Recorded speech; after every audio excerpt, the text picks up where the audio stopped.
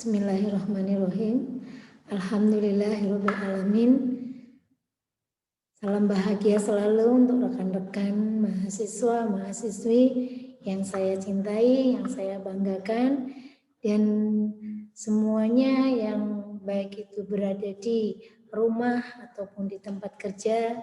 Ya, di pertemuan kali ini kita akan belajar tentang activity based costing dan activity based management yang biasa disingkat dengan ABM dan ABC ya. Nah, kenapa sih kita mempelajari ini, teori ini? Teori ini itu banyak sekali atau sering sekali ini digunakan untuk rekan-rekan mahasiswa dalam penyusunan skripsi ya, yang biasanya juga digunakan oleh anak-anak akuntansi yang untuk ABC-nya dan ABM-nya untuk manajemen. Dan jadi di sini sangat klop ya, ada ABC dan ada ABM. ABC dan ABM itu semuanya berhubungan dengan biaya. Nah, ada yang namanya aktivitas biaya, activity based costing dan seterusnya ya. Oke, untuk lebih jelasnya saya share materi terlebih dahulu ya. Oke, ini adalah yang akan kita pelajari di pertemuan yang sekarang ini ya. Nah, di sini kita akan membahas satu persatu dari pengertiannya terlebih dahulu ya. Apa sih ABC, apa itu ABM gitu ya. Saya akan membahas di sini untuk ABC terlebih dahulu ya. Di mana ABC itu adalah banyak sekali aktivitas-aktivitas biaya yang banyak digunakan oleh perusahaan ataupun itu rumah sakit itu tidak menggunakan sistem ABC dalam penghitungannya. Nah, ini ya, saya akan kasih pengertian terlebih dulu bahwa ABC itu berkaitan dengan aktivitas, kemudian sumber daya, ada objek biaya, ya, ada cost driver, ada cost pol, ada elemen biaya itu ya. Nah, kemudian sumber daya ini apa? Di sini ada sumber daya, yaitu satu unsur yang dibebankan atau yang digunakan dalam pelaksanaan suatu aktivitas ini biasanya yang berhubungan dengan gaji. Kemudian bahan-bahan yang berhubungan dengan sumber daya yang akan digunakan, bahan-bahan yang akan digunakan di dalam perusahaan itu dimasukkan ke sumber daya. Atau bisa dengan pengertian yang lain bahwa ABC itu adalah suatu metode pembebanan aktivitas itu berdasarkan besarnya pemakaian sumber dayanya. Kemudian ada pengelompokan di situ nanti biaya yang dikeluarkan untuk suatu produk atau untuk pelanggannya. Nah, itu nanti semuanya akan diukur per masing-masing aktivitas gitu. Nah, di sini ada objek biaya yang mana di objek biaya itu ada biaya untuk tadi ya, ada jasa, ada produknya, ada kontrak atau sewa dan lain sebagainya. Nah, kemudian ada cost driver. Nah, cost driver ini adalah faktor-faktor yang menyebabkan perubahan biaya aktivitas. Nah, merupakan faktor yang dapat diukur dan dapat digunakan untuk membebankan biaya ke aktivitas dari aktivitas satu ke aktivitas yang berikutnya dan itu seterusnya. Oke, ini masih mengambang ya, belum begitu jelas. Nah, di sini ada cost pol. Tadi saya sudah menyinggung ada cost driver, ada cost pol. Cost pol itu ya di biaya di situ ada tingkat kesamaan, banyak sekali aktivitas. Kalau ada di dalam perusahaan itu aktivitas itu banyak. Tetapi jika cost polnya itu sedikit, pengelompokannya itu sedikit, maka di situ akan terjadi pembebanan biaya yang berkurang gitu. Oh ini cost drivernya banyak, tetapi kemudian dikelompokkan akhirnya berkurang dan ini masuk ke cost pool yang semakin sedikit. Gitu. Nah, ada kelompok biaya yang disebabkan oleh aktivitas yang bersama-sama nih. Ada cost pool, ada cost driver. Yang mana harus dipisahkan? Di sini kita harus bisa membedakan mana sih itu yang masuk ke cost driver, ada yang cost pool, gitu. Nah, misalnya nih di dalam suatu perusahaan atau hotel ya, hotel itu kan banyak sekali sebenarnya biaya. Ini yang bisa kita ambil contoh. Di hotel itu ada banyak tipe kamar. Ada misalnya ada kamar tipe 1, 2, 3, kemudian ada yang tipe VVIP, ada yang VIP, kemudian ada yang lux, ada yang deluxe gitu ya. Nah, itu adalah bisa dijadikan aktivitas, yang namanya aktivitas itu di situ. Aktivitas ada dan di dalam aktivitas setiap tipe kamar itu juga ada per masing-masing biaya di dalamnya. Ya, ini yang dimaksud dengan adanya cost drivernya. Oke, sekarang kamar yang paling kecil, misalnya ada kamar di hotel itu ada kelas 1 gitu ya. Kelas 1 itu yang hanya kamar mandi ada di luar gitu ya. Kemudian tidak menggunakan AC. Jadi di situ ada fasilitas ya, fasilitas per tipe kamar masing-masing, itu yang namanya cost drivernya, gitu ya. Jadi berdasarkan aktivitas. Nah, kemudian di sini ada penghitungannya nih, penghitungan di dalam cost drivernya itu berdasarkan apa? Nah, tadi ada yang namanya kamar, sewa kamar. Itu penghitungannya dalam satu periode itu menggunakan, nah kalau kamar misalnya jumlah hari. Dalam satu bulan itu ada 30 hari per harga sewa kamar. Yang tadi ada kamar yang fasilitasnya sangat minim sekali, misalnya satu hari hanya 100.000 gitu ya. Jadi nanti 100.000 kalikan 30 hari atau 1 bulan. Nah, itu masuk penghitungan ya. Itu nanti pengelompokannya. Tapi kalau di sini ada namanya biaya listrik per kamar sendiri, biaya air, biaya telepon nih. Kalau kamar itu ada teleponnya, berarti masuk ke tingkat yang di atasnya kamar itu. Kamar itu misalnya tadi ada kelas 2. Kelas 2 itu kamar mandi masih di luar. Sudah ada kipas anginnya, kemudian ditambah ada lemarinya. Ya, kemudian ada meja 1 dan kursi 1, itu harganya sudah nambah lagi, misalnya menjadi 150 gitu ya per harinya. Ada lagi yang kelas di atasnya lagi VIP. Nah, VIP ini juga banyak sekali, ada VIP A, B, C, D itu ya. Nah, ini juga ada berapa kelas untuk VIP-nya gitu. Ada 10 kamar yang VIP. Tuh, di situ fasilitasnya apa? Nah, fasilitas ini ngomongin fasilitas seperti tadi itu masuk ke cost drivernya, ada apa saja di dalamnya gitu ya. Misalnya Kak udah yang VIP, ada Kak kamar mandi di dalam, kemudian ada AC-nya, ada TV-nya itu ya. Nah, gitu. Kemudian ada yang VVIP. Nah, VVIP ini ada berapa banyak kelas, banyak kamar. VVIP-nya misalnya ada 8 gitu ya, ada 8 kamar.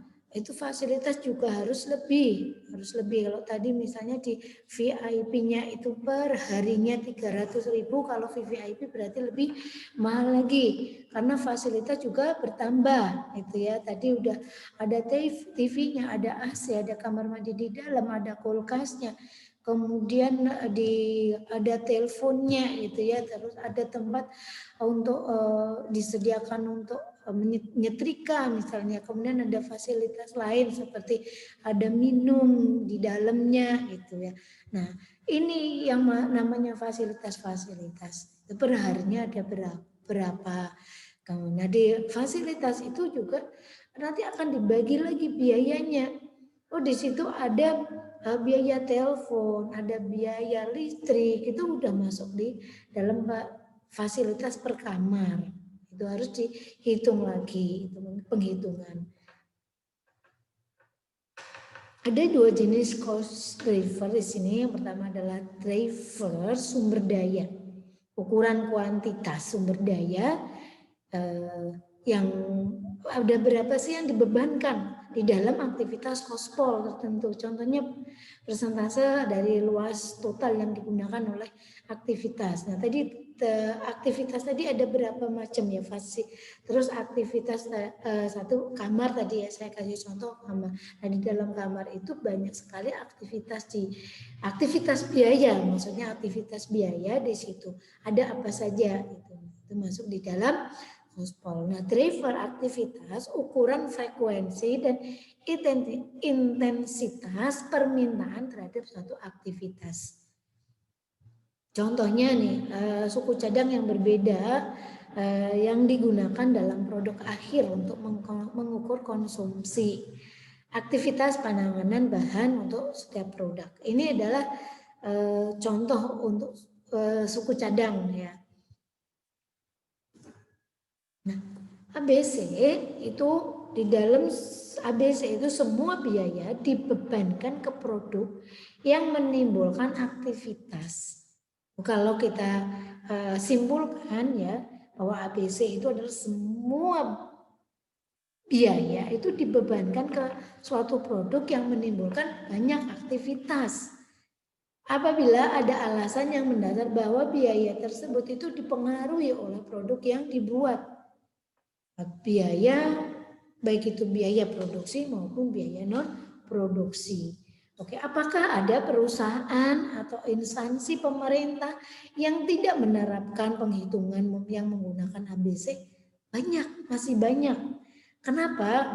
Nah, biasanya perusahaan atau perusahaan baik itu pemerintah maupun usaha pemerintah, baik itu instansi pemerintah, itu masih juga banyak yang menggunakan biaya tradisional atau konvensional. Jadi pengelompokan biaya itu tidak jelas. Nih, misalnya berobat ke rumah sakit ya. Nah, ke rumah sakit itu kan banyak kamar ya. Ada kamar 1, 2, 3, ada kamar anggrek, ada kamar bougainville dan lain sebagainya. Nah, itu kan suatu aktivitas biaya ada di dalam kamar itu, per tipe itu ya. Nah, apakah penghitungan untuk menghitung HPP itu sudah menggunakan ABC?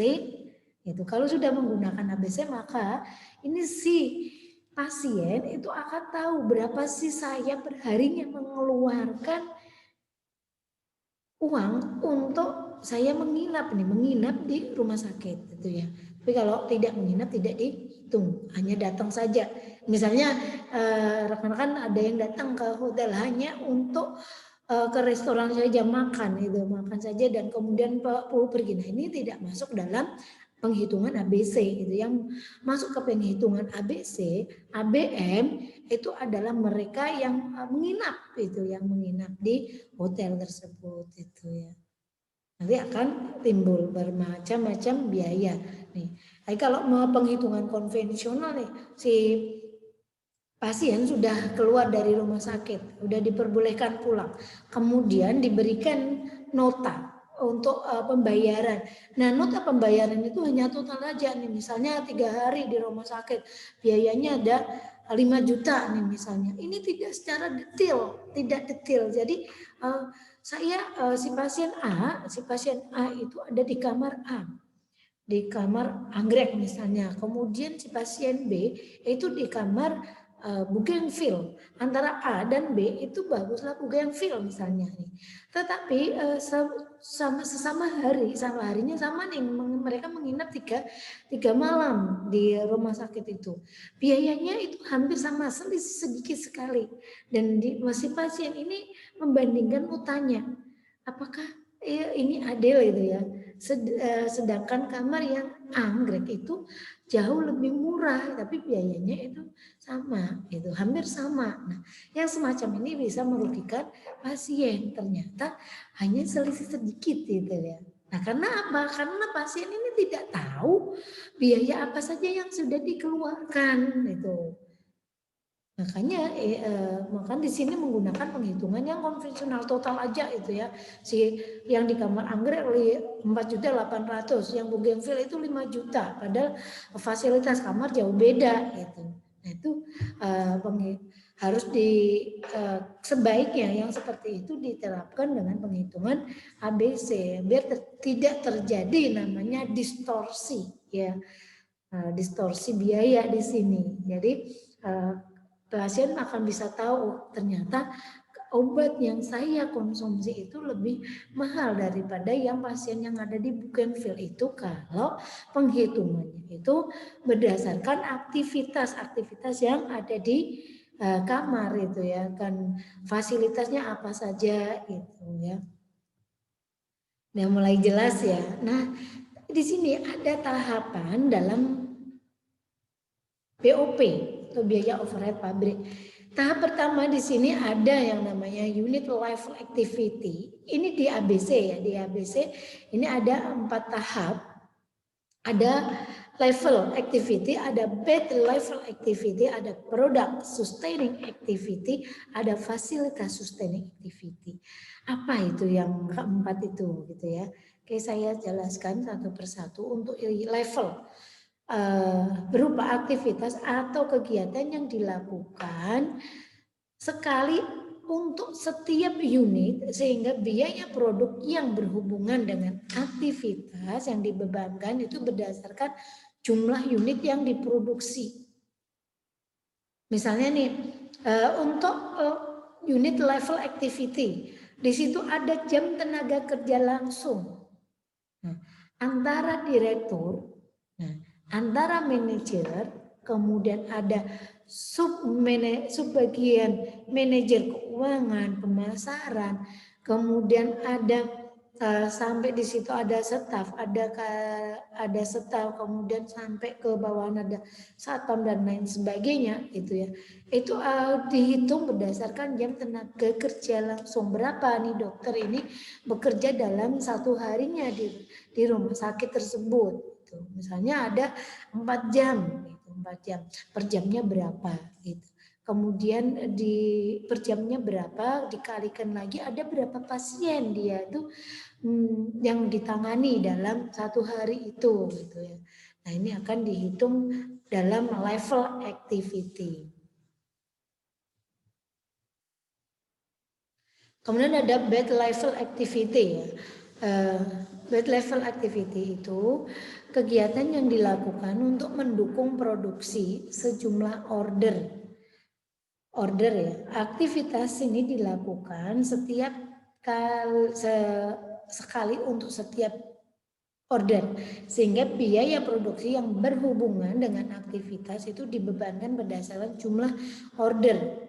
Ada namanya biaya setup mesin, contohnya mesin yang digunakan oleh rumah sakit, misalnya ada diesel dan lain sebagainya. Di situ ada biaya setup dari perawatan, kemudian operasional pemakaiannya, gitu ya. Itu nanti akan dihitung semuanya. Oh, dalam 1 bulan ini mesin ini dilakukan ada perawatan, kemudian mesin ini membutuhkan minyak dan lain sebagainya ya. Nah, itu namanya bahan bakar dan lain sebagainya. Apakah itu harus dihitung ini per itemnya itu. Nah, itu untuk order ya, untuk order. Kemudian yang ketiga ada product sustaining activity. yaitu kegiatan yang dilakukan untuk mempertahankan eksistensi produk. Ada pemeliharaan dan juga ada pengembangan produk. Nah, semakin banyak jenis produk yang dihasilkan, maka itu akan semakin sering aktivitas ini dilakukan sehingga semakin besar biaya yang dibutuhkan. Gitu. Nih, sustaining activity, misalnya untuk fasilitas kebersihan. Kebersihan itu apakah dilakukan satu hari itu satu kali itu? Nah, kalau dihitung satu hari satu kali, maka biaya ini juga semakin sedikit. Tapi kalau itu misalnya di hotel nih, pembersihan itu dilakukan satu hari minimal 3 kali gitu ya. Nah, maka biayanya juga akan semakin membesar. Beda lagi dengan aturan bahwa dibersihkan itu kalau kotor langsung dibersihkan gitu ya. Seperti di rumah sakit ya Tia, bahkan tidak menghitung jam, kalau ada yang lewat dibersihkan, lewat ada tamu yang besok, kemudian ada yang lewat kemudian kotor langsung dibersihkan. Nah, seseringnya dibersihkan, maka di sini juga biaya untuk kegiatan atau aktivitas juga semakin besar gitu ya. Makanya kalau di rumah sakit itu ada pembersihan pagi dan sore gitu ya. Itu untuk pembersihan kamar, beda dengan pembersihan ruangan luar. Gitu. Jadi ada penghitungannya lagi, yang dibersihkan di kamar misalnya minimal 2 kali dalam satu hari. Tapi untuk di luar kamar ini tidak terbatas, akan sering dilakukan misalnya. Jadi memang yang bagian pembersihan ini harus standby, kotor ya bersihin gitu ya. Nah, ini masuk ke biaya aktivitas. Ada di sini facility sustaining aktivitas. Kegiatan ini dilakukan untuk mempertahankan eksistensi. Ya, semuanya itu untuk berhubungan dengan pengembangan. Ya, tetapi aktivitas ini tidak berhubungan dengan jumlah produk atau order atau jenis produk gitu ya. Nah, tidak berhubungan ya di dalam fasilitas tadi.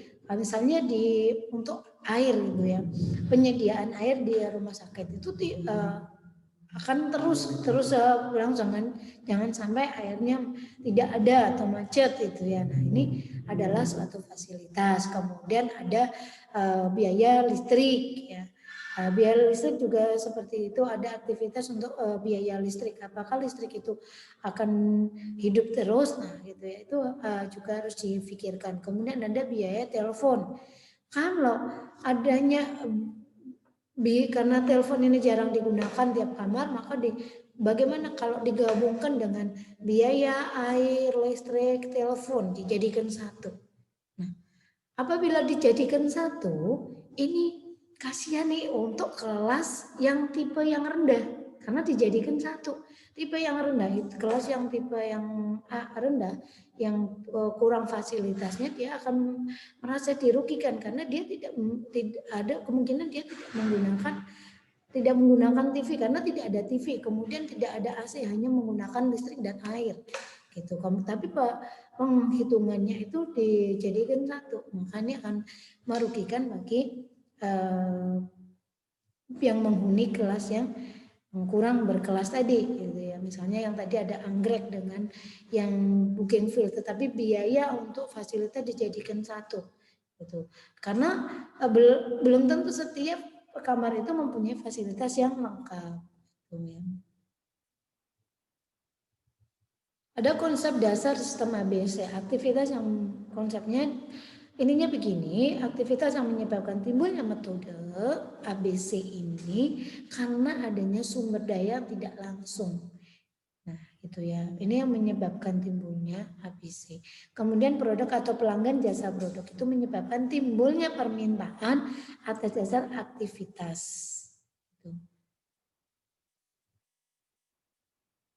Ini perbedaan tadi saya udah nyinggung adanya penghitungan secara tradisional dan ABC. Apa sih perbedaannya? Tadi saya udah singgung-singgung sedikit ya. Jadi bisa dikatakan kalau di sini untuk ABC itu penghitungan secara konvensional ya. Cirinya semua produk membebani biaya produksi.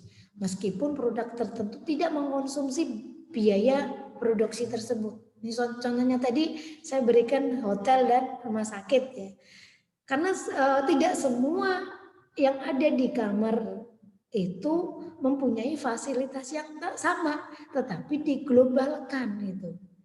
Nah, ini biasanya digunakan untuk yang tradisional, penghitungan yang lebih mudah gitu, memudahkan bagi yang bagi instansi, tapi di sini kasihan bagi si penghuninya ya, penghuni kamar yang kurang fasilitas itu. Kemudian kalau berdasarkan sistem ABC di sini adalah berdasarkan biaya overhead pabrik. Nah, biaya overhead pabrik ini akan jelas pembagiannya. Oh, kamar ini tadi tidak ada AC, hanya menggunakan kipas angin. Nah, makanya akan dibagi. Oh, kamar ini harganya lebih murah, kemudian kamar yang tadi hanya menggunakan kipas angin, penggunaan listriknya juga pasti lebih sedikit itu. Yang kedua adalah biaya non produksi. Seperti biaya administrasi dan juga pemasaran itu tidak dibebankan ke produk tertentu. Nah, untuk biaya non produksi ini oke gitu ya, bisa mengikuti hampir sama dengan yang di ABC, di mana di sini di ABC juga biaya produksi itu dimasukkan sebagai biaya produksi barang tertentu jika biaya produksi tersebut muncul bukan karena memproduksi barang tertentu gitu. Nah, ini biaya-biaya itu ditimbulkan karena adanya aktivitas.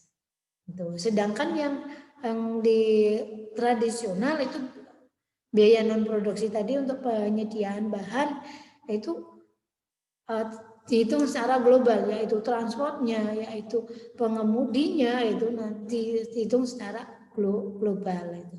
Tapi kalau DABC ini akan secara detail.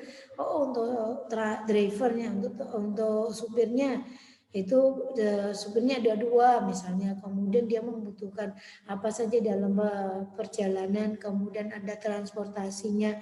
Ini akan detail sekali itu di dalam ABC.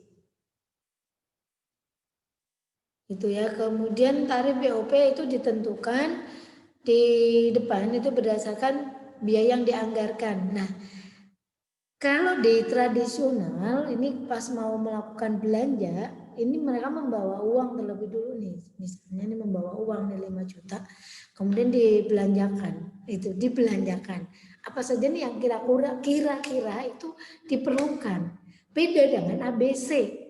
Di mana ABC itu tarif alokasi biayanya untuk BOP itu dikeluarkan itu berdasarkan tingkat aktivitas yang sesungguhnya.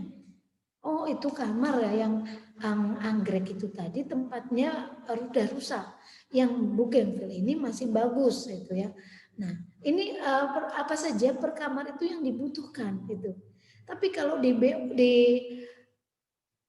tradisional atau JOC gitu ya, dia itu belanja dulu terlebih dulu, yang penting belanja, nanti kalau soal pemakaian itu ada di gudang misalnya, tinggal ngambil gitu. Nah, ini tidak efektif karena biaya yang dikeluarkan itu bisa banyak gitu, bisa boros, sehingga tidak pas pada saat yang dibutuhkan itu. Nanti pada saat dibutuhkan persediaan modal itu sudah berkurang. Nah, tapi beda jauh dengan ABC, dia akan merinci terlebih dahulu gitu ya untuk melakukan pembelanjaan. Jadi rekan-rekan tadi dari keterangan saya tadi sudah bisa mengambil kesimpulan apa saja sih keunggulan daripada ABC ya. Kemudian selain keunggulan, ABC juga punya kelemahan ini. Ya. Kelemahannya di sini untuk alokasi, di sini alokasi biaya ya, biaya yang dialokasikan itu secara sembarangan sih, karena sulitnya menemukan aktivitas untuk contohnya ini untuk pembersihan pabrik dan pengelolaan produksi, karena banyaknya aktivitas yang dilakukan oleh perusahaan, hotel ataupun rumah sakit ini banyak sekali karena banyak sekali ini mengakibatkan si penempatan alokasi biaya ini juga kurang, ada yang kurang mengena gitu, karena terlalu banyak ini masuk ke mana ini. Kalau tadi ada untuk mesin ya, ada setup itu. Setup ini ada biaya pembersihan, ada biaya perawatan, kemudian ada biaya penggunaan selama proses produksi. Apakah akan dijadikan satu persatu? Nah, inilah di dalam ABC itu ya, bahwa biaya itu kadang dialokasikan secara sembarangan, yang penting masuk gitu ya, dimasukkan, yang penting di situ ada rentetan biaya-biaya itu. Nah, yang kedua, kelemahan yang kedua, biaya tertentu itu yang diabaikan itu dari analisis, ada dari iklan, riset ya, kemudian ada informasi gitu secara langsung gitu ya, atau secara tidak langsung tadi melalui iklan. Nah, ini kadang mengabaikan bahwa sekarang nih contohnya ya, berdasarkan riset ini, berdasarkan riset bahwa suatu perusahaan ini sedang akan digalakkan dengan mesin-mesin yang baru, teknologi yang canggih gitu ya. Nah, ini kadang malah diabaikan karena biaya-biayanya sudah sangat banyak. Nah, dengan adanya informasi yang memang itu sebenarnya penting gitu, malah kadang diabaikan karena sudah banyaknya macam-macam biaya. Yang ketiga adalah pengeluaran dan waktu yang dikonsumsi. Itu di samping untuk memerlukan biaya yang mahal, di sini untuk pengeluaran konsumsinya ya. Pengeluaran dan waktu yang dikonsumsi itu memang harus diperhitungkan. Yang keempat, pengalokasian biaya yang sembarangan tadi, itu dia mengabaikan biaya dan juga memerlukan biaya yang mahal itu, yang mahal ini untuk dimasukkan ya, dengan waktu yang cukup lama itu. Nah, itu tadi penjelasan untuk ABC ya, Activity Based Costing. Nah, ini ada ABM ya, atau disingkat dengan ABM atau Activity Based Management ya. Dan ini merupakan suatu konsep yang mengarahkan perhatiannya pada konsumsi sumber daya terhadap aktivitas yang dilakukan oleh perusahaan. Kalau ini ABC itu berhubungan dengan tingkat konsumsi, yang tingkat konsumsi sumber daya ya. Beda dengan yang ABC tadi. Nah, kalau ABC tadi itu merupakan suatu konsep yang mana semua kegiatan-kegiatan itu berdasarkan aktivitas biaya ya. Jadi banyak sekali biaya yang harus diurutkan itu di dalam ABC.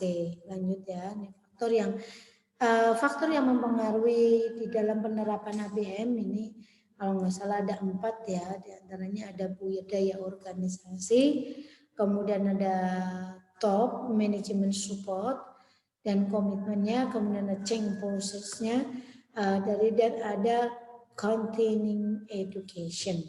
Nah, begitu ya rekan-rekan, untuk budaya organisasi ya, itu mencerminkan kerangka berpikir dari karyawan, termasuk perilaku, nilai, keyakinan yang dianut oleh karyawan itu sendiri. Misalnya ada rekan mahasiswa yang ingin melakukan penelitian di sini tentang perilaku konsumen ya.